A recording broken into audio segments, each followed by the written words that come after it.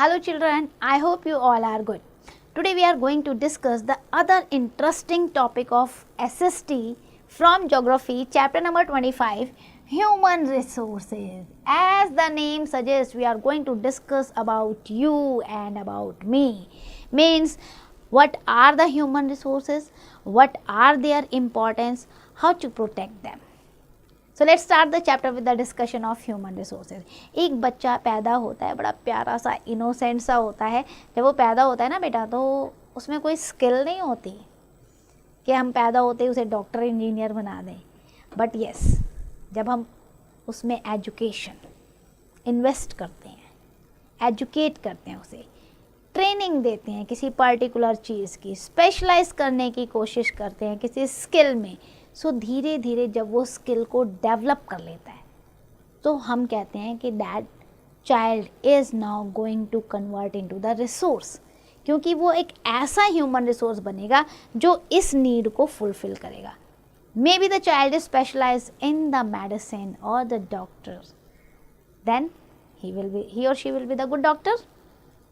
तो वो कैसे हुआ? जब हमने उसकी एजुकेशन में, जब हमने उसके हेल्थ में, जब हमने उसके स्किल में इन्वेस्ट किया, उसको सिखाया, समझाया और उसने इन चीज़ों को अडॉप्ट किया.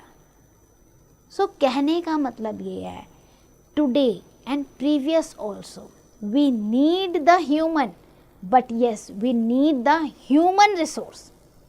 अगर हम अपनी किसी भी स्किल को या टैलेंट को या परफेक्शन को डेवलप नहीं करेंगे ना बेटा, अपनी क्रिएटिविटी को आगे नहीं लाएंगे, तो हम अपने आप को यूटिलाइज नहीं कर पाएंगे, हम अपने टैलेंट को एक्सपोजर नहीं दे पाएंगे और फिर हम किसी काम के नहीं रहेंगे. What to do? और कोई भी चीज़ करने के लिए we need the specialisation. So this process of learning and skill development started from the earliest time when men realized that he could use the stone as a tool. Early man ने भी तो किया कि ये पत्थर है, अच्छा इसको ऐसे ग्रिप बनानी है, अच्छा इसको ऐसे टूल की तरह यूज़ करना है, किया ना, क्रिएटिविटी दिखाई. Then different type of the stages you can find out कि from early human being now where we are. He started to cut the tools, then sharpen the tools, then bow and arrow, and then wheel, then pottery making, then agriculture. आज हम कहाँ खड़े हैं? That is because of the skill development of the human being. So thus human development is very closely linked with the man's observation, learning and skill development. अगर हम कह रहे हैं कि ह्यूमन डेवलपमेंट होता है तो कैसे होता है? जब हम ऑब्जर्व कर रहे हैं, हम किसी चीज़ को लर्न कर रहे हैं, हम अपने किसी न किसी टैलेंट को, किसी न किसी स्किल को डेवलप कर रहे हैं. So those people are wealth of a nation, but all people are not wealth of the nation, those who are not going to develop their skill. It is not the large population makes the country great or developed country. India तो अभी populace nation हो गया है, हैं? और China को पहले हम कहते थे फर्स्ट लार्जेस्ट पॉपुलस नेशन, अभी सेकंड पे आ गया इंडिया के बाद. बट स्टिल चाइना जो है वो डेवलप्ड नेशन है and India is the developing nation. So it doesn't mean कि किसी देश की बहुत ज़्यादा पॉपुलेशन होगी तो वो डेवलप्ड कंट्री होगा या ग्रेट कंट्री होगा. अगर वो पॉपुलेशन किसी काम में अपने आप को यूटिलाइज नहीं कर रही, ट्रेंड नहीं कर रही, एजुकेट नहीं कर रही, क्रिएटिव नहीं हो रही, स्किल्ड नहीं हो रही, हेल्दी नहीं हो रही, तो उस देश की तो फाउंडेशन ही कमज़ोर है बेटा. So if the human, the people, they are going to show their talent, creativity, skilled को develop कर रही हैं, trained हो रही हैं, healthy हैं, educate हैं, then the people are converted them to the human resources, and those human resources are very very important for the development of the country also. It has been correctly realized that if people are provided proper education, training, nutritious food and health facilities, they could be the human resource. They could better and better in their life as compared to the illiterate, unskilled person. When an illiterate and untrained person can do, a literate and trained person can do it better. ये हमेशा ध्यान रखो. हम ये नहीं कहते कि illiterate person कुछ नहीं करता, वो करते हैं, तो literate person तो उससे ज़्यादा कर सकता है. If a country possesses sufficient number of educated and trained people, it can produce the large number of human resource. It can produce their efficiency. It can give exposure to their talent. With ever developing skills and aptitude, any individual can become more proficient and overcome by many hurdles on the way to the success. आप अगर बेटा पढ़े लिखे हो, skilled हो, आपके पास जो अपना टैलेंट है उसको आप बाहर निकाल रहे हो, एक्सपोजर दे रहे हो, क्रिएटिव हो, तो लाइफ में कितनी भी हर्डल्स आ जाएं, वो हर्डल्स पार करते हुए you will achieve your target. And that is the need of the country. If the population is unskilled, untrained, it simply means the potential resource they can do but they are not doing. अगर वो untrained है, और ऐसी population को trend करना बहुत ज़्यादा ज़रूरी है, अदरवाइज हम डेवलपिंग ही रह जाएंगे. While educated and skilled people aid in national development, the illiterate and unskilled people are like a burden for the economy, for the resources. कई बार हमें लगता है ना यार बर्डन है,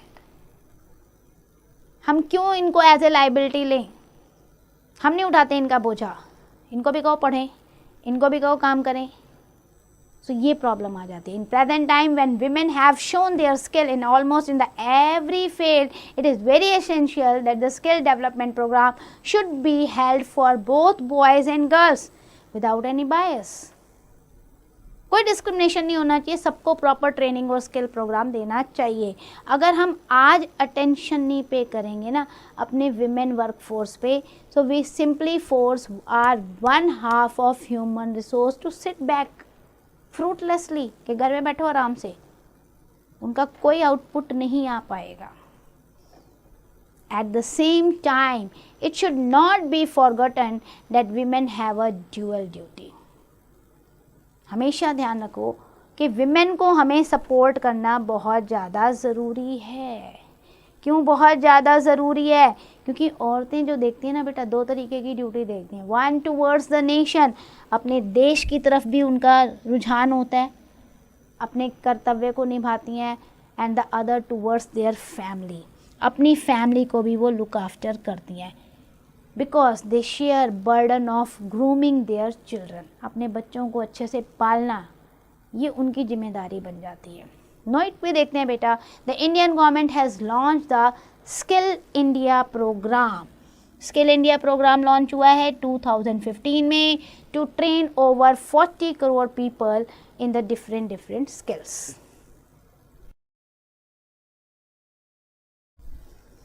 कंपोजिशन ऑफ पॉपुलेशन की बात करते हैं. पॉपुलेशन हमने देख लिया कि भी ज़्यादा है कम है, लेकिन कंपोजिशन कैसा है पॉपुलेशन का? So human resources is formed from the population और which can be described on the basis of various characteristics. Age कितनी है, सेक्स रेशो क्या है, literacy, occupation, ethnicity, tribe, language, religion. So there are basic characteristics of the country's population also. अब country population की basic characteristics क्या है? A group of people become human resource when they are educated, trained and skilled. ये तीन बात हम बार बार बोल रहे हैं कि भाई आप ह्यूमन रिसोर्स तब बनोगे जब एजुकेटेड हो, ट्रेंड हो और स्किल्ड हो. But the characteristics which have significant impact on the human resources, वो कैरेक्टरिस्टिक्स क्या है? वो है sex composition, then age structure and then literacy level. ये तीन चीज़ों को देखना ज़रूरी है. ये तीन चीज़ें हमारे ह्यूमन रिसोर्स पे बहुत ज़्यादा इफ़ेक्ट डालती हैं.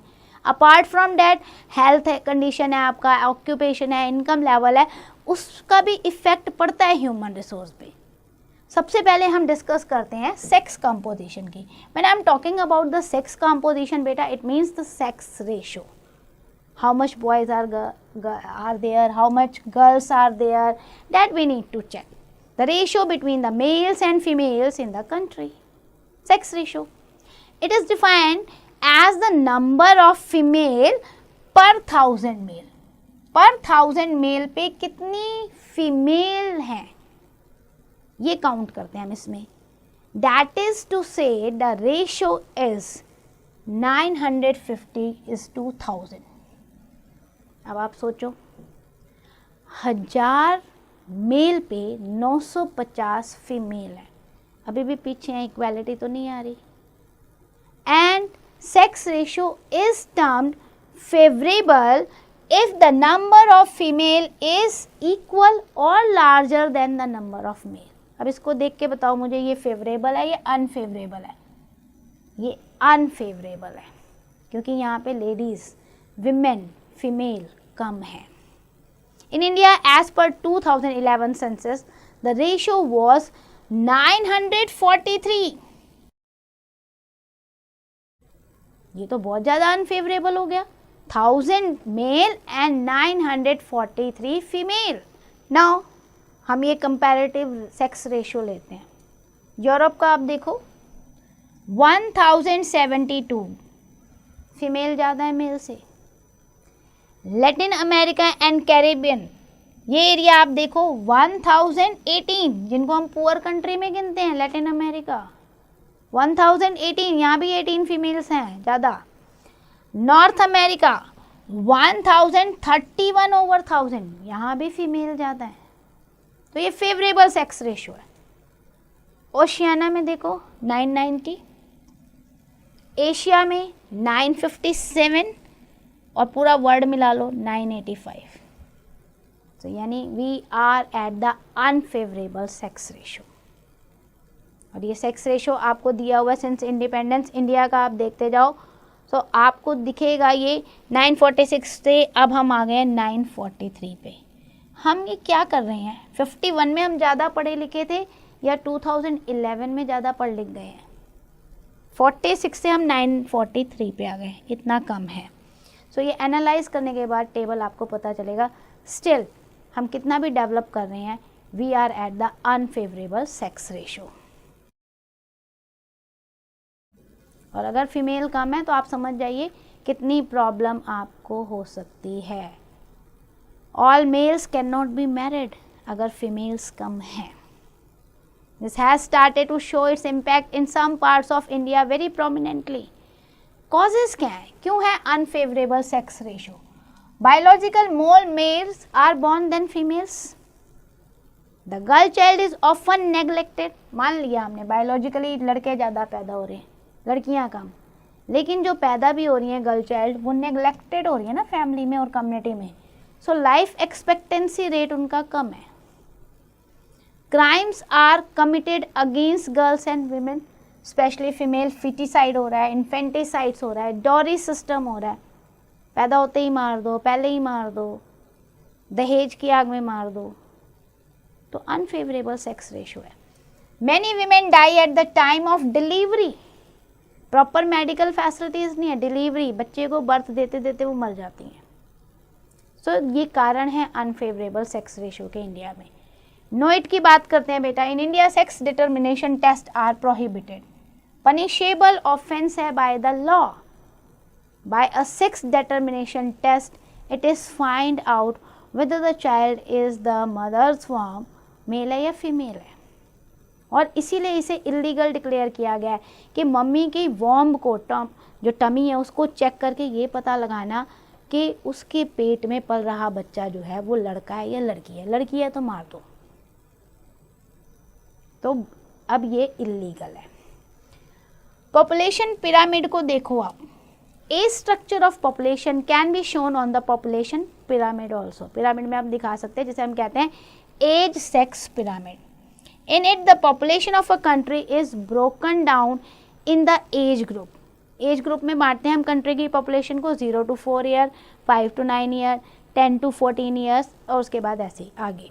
This population is displayed sex wise, that is males and females are displayed side by side in each group. आप ये देख सकते हो, आपको नज़र आ जाएगा ये पॉपुलेशन मेल और फीमेल का चार्ट अगर आप देख रहे हो। तो ये एज पिरामिड आपको दिया हुआ है। एज पिरामिड को आप देखोगे, the first graph represent a country in which both birth and death rate are high. Such pyramids are broad at the base और धीरे धीरे ऊपर जाके वो नैरो हो जाते हैं टॉप पे।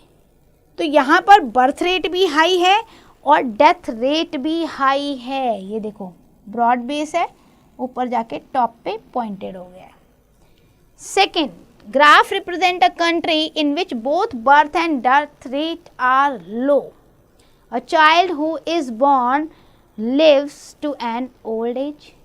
Like in Japan, we can also find the more women survive than the men. यहाँ पर क्या हो रहा है, आपका बर्थ और डेथ रेट दोनों ही कम है. आप जापान में देखोगे तो जो उनका लाइफ एक्सपेक्टेंसी रेट है बहुत ज़्यादा है, बहुत ओल्ड एज तक वो जीते हैं.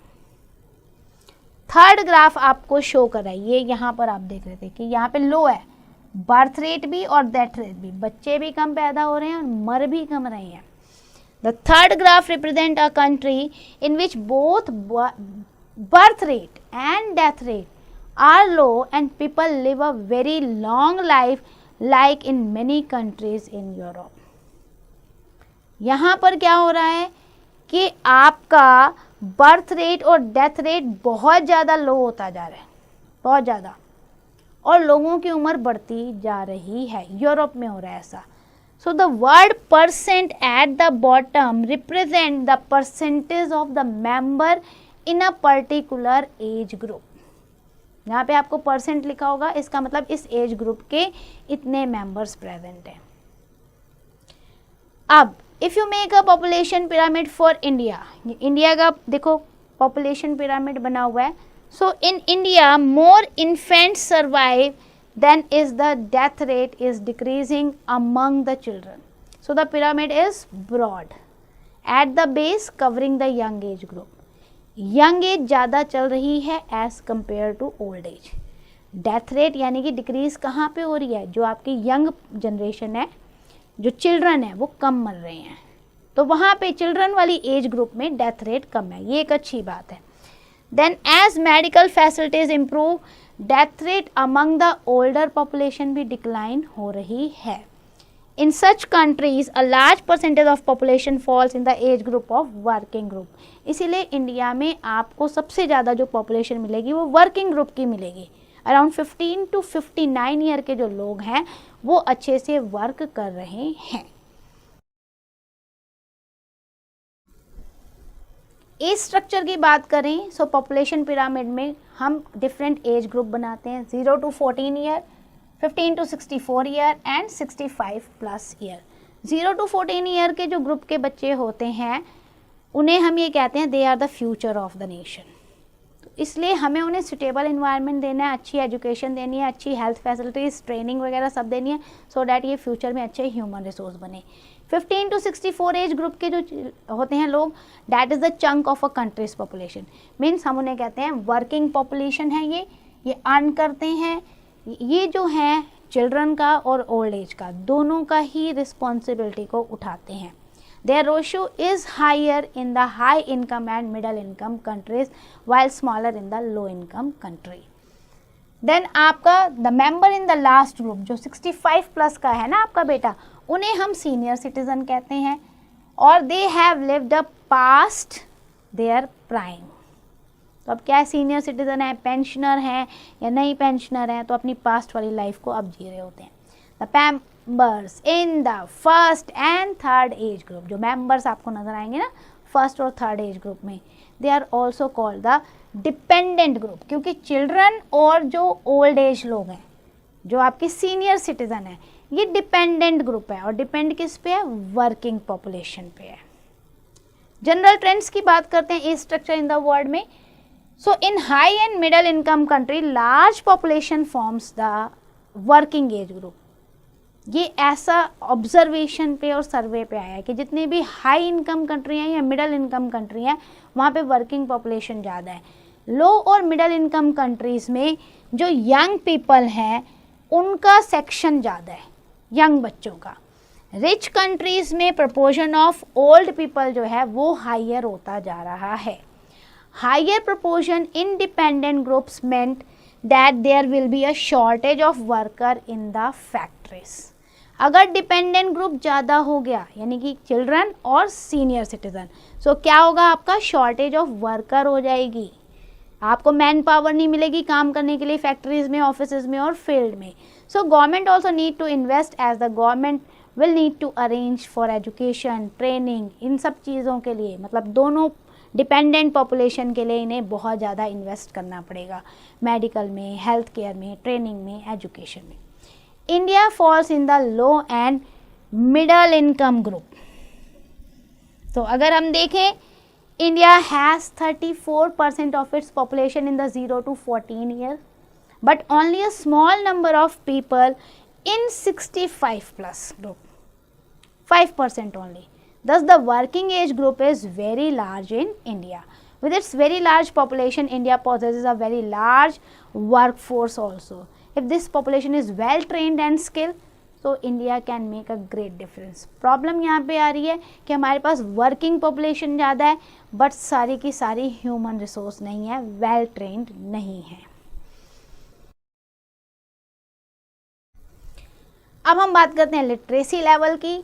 सो literacy is essential for the development and the progress of any person, any country.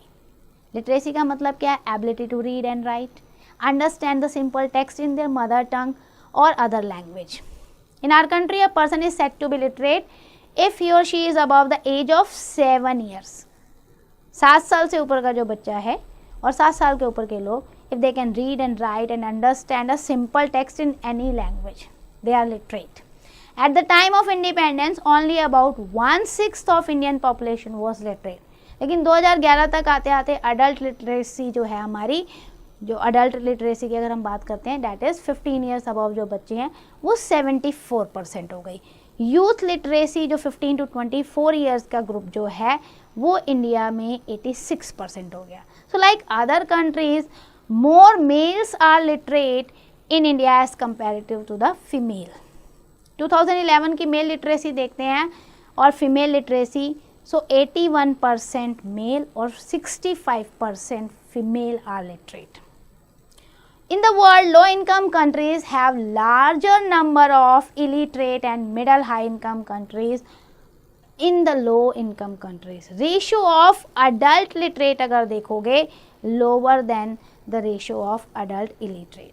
तो इसका मतलब क्या है? more males are literate than the female. यानी वर्ल्ड में भी यही हाल हो रही है. so we need to improve the women empowerment. population change की बात करते हैं. so population change होता क्या है? it refers to a change in the number of people of a country. एक कंट्री में मान लो आज 100 लोग हैं, कल 120 हो गए, तो क्या हुआ? पॉपुलेशन चेंज हो गई. परसों 120 की जगह next day it came to the 80. Once again the population change. So change in the number of people, that is population change. 1804 में अगर वर्ल्ड की पॉपुलेशन देखते हैं 1 बिलियन थी, फिर 3 बिलियन हुई 1959 पे. It took almost 150 years for this growth. Population double two 6 billion in 1999. सो आप ये देख सकते हो डे बाय डे जो है पॉपुलेशन ग्रो हो रही है, नंबर ऑफ पीपल इंक्रीज. और ये जो रैपिड इंक्रीज हो रहा है ना पॉपुलेशन को हम कहते हैं फिर पॉपुलेशन एक्सप्लोजन हो गया है, क्योंकि रैपिड ग्रोथ हो रहा है पॉपुलेशन में. अब इसका कारण क्या है? इतनी तेज़ी से पॉपुलेशन क्यों बढ़ गई? इसलिए क्योंकि बेटर फूड सप्लाई होगी, हेल्थ केयर हो गया अच्छे से, सैनिटेशन हो गया, वाटर सप्लाई होगी. सो डेथ रेट जो है रिड्यूस हो गई और बर्थ रेट हाई हो गई. This led to an increase in the natural growth rate. इसे हम यही कहेंगे. बर्थ रेट और डेथ रेट की बात करें हम, तो बहुत सारे फैक्टर रिस्पॉन्सिबल होते हैं in change in the population. Population जो नंबर चेंज हो रहा है ना, उसमें बहुत सारे फैक्टर हैं. एक बर्थ रेट भी है, एक डेथ रेट भी है. बर्थ रेट होता है पर 1000 पर्सन पे कितना लाइव बर्थ है हर साल का. हर साल का ये काउंट होता है कि total number of live birth कितना है पर 1000 पे. Death rate also defined as the total number of death per 1000 person. And the difference between the death rate and birth rate is called the natural growth rate. Birth और death में जो difference आएगा वो natural growth rate होगी. For example, मान लो आपकी country में 100 लोग थे, ठीक है. अब क्या हुआ? 30 बर्थ हुई, 30 बच्चों ने जन्म लिया और 10 डेथ हो गई.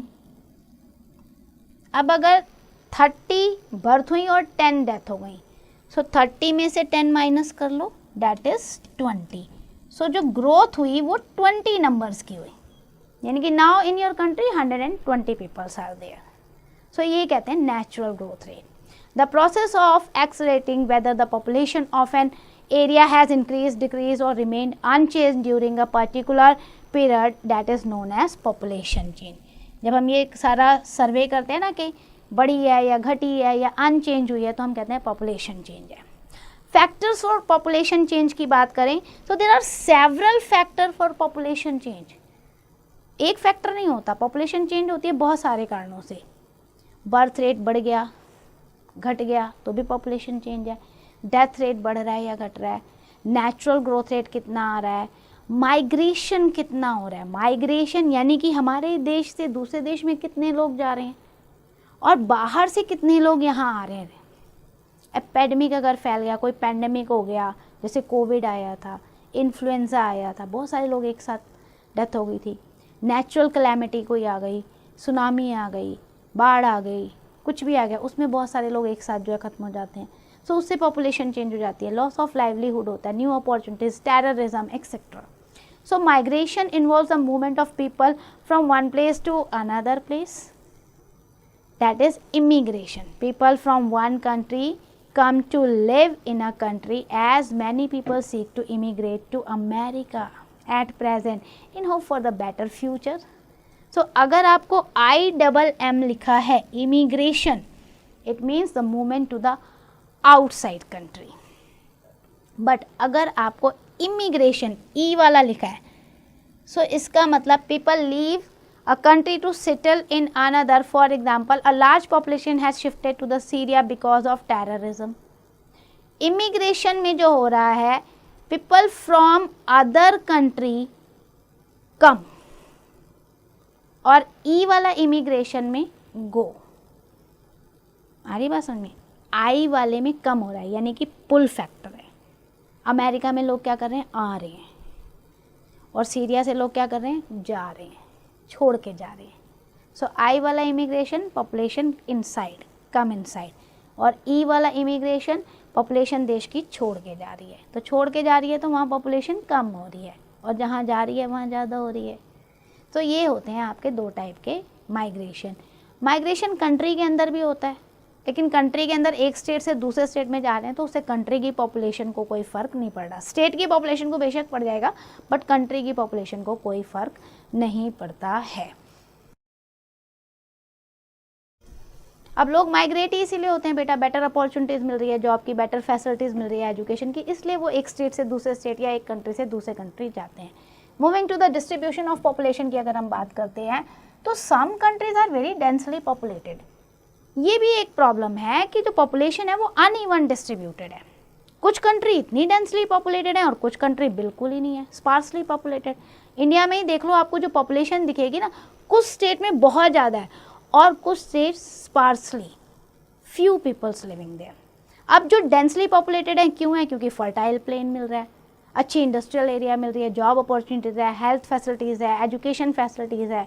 अब हाई माउंटेन में, डेजर्ट रीजन में कोई जाना ही नहीं चाहता। Almost 90% of the world population reside in 30% of land only। 70% land use भी नहीं हो रहा प्रॉपर, और 60% of the world population live in 10 country only। World की 60% पॉपुलेशन, वो 10 कंट्री कौन सी हैं? Japan, Russia, Nigeria, Bangladesh, Pakistan, Brazil, Indonesia, US, India and China. China को यहाँ लिखा हुआ बेटा most populous country, but recently हमने चाइना को पीछे छोड़ दिया है। India is now the most populous country. China की जगह अब आपका इंडिया हो गया है। पहले इंडिया सेकंड पे था, अब चाइना सेकंड पे हो गया है। डेंसिटी ऑफ पॉपुलेशन की बात करते हैं तो average number of person living at पर स्क्वायर किलोमीटर। पर स्क्वायर किलोमीटर में कितने लोग रहते हैं उसे हम कहते हैं पॉपुलेशन डेंसिटी। 2001 का देखोगे it was 45 person per square kilometre in the world. Population density is the highest in the south central Asia. आप ये देख सकते हो, आपको ये दिख रहा है ना पूरा ये कलर, ये देखो, these are the highly dense populated area. Now population density India की बात करते हैं। So in 2090 population density in India stood at approx 416 person per square kilometre. इतना ज़्यादा, आप सोच सकते हो। और इस रेट पे India is sure to unseat China, इसमें लिखा हुआ है, लेकिन अभी कुछ दिन पहले ही हुआ है बेटा, तो हम तो चाइना को पीछे छोड़ चुके हैं।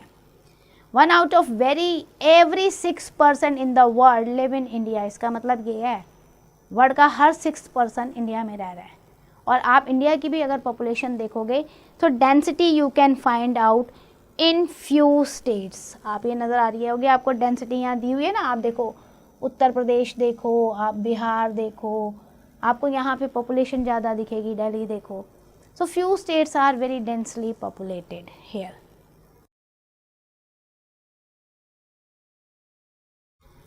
So let's do the quick revision of this chapter. Human resources constitute educated, trained and skilled people. तब आप ह्यूमन रिसोर्स बनते हो। एक कंट्री की ग्रोथ और डेवलपमेंट जो है वो डिपेंड करती है ह्यूमन रिसोर्स पे। फैक्टर लाइक आपका age, sex, literacy, occupation, ethnicity, ये डिपेंड करता है कैरेक्टरिस्टिक्स ऑफ पॉपुलेशन पे। अनफेवरेबल सेक्स रेशो का मतलब होता है कि फीमेल जो है वो कम है मेल से। एज सेक्स पिरामिड शोज करता है distribution of population in different age group in a country. Age structure of population जो है हम डिवाइड करते हैं 0 to 14, 14 to 65 year and 65+ year people. Literacy जो है बेसिक गारंटी है किसी भी कंट्री की प्रोग्रेस और डेवलपमेंट के लिए, इसलिए पढ़ना जरूरी है। Difference between the birth rate and death rate, उसको हम कहते हैं natural growth rate. In addition to birth और डेथ, माइग्रेशन जो है वो भी एक फैक्टर है किसी भी कंट्री की पॉपुलेशन को चेंज करने में।